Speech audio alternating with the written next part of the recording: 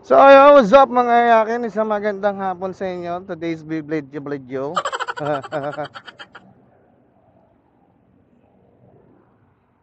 So, matagal tayong walang posting. Medyo, ano lang, medyo busy lang.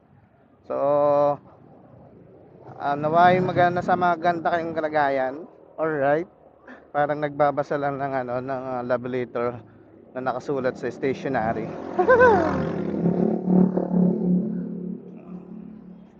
So ngayong araw nga naman ay pupunta tayo kung saan na dadalhin tayo ng atla ng gulong, syempre ng Shipa Philippines.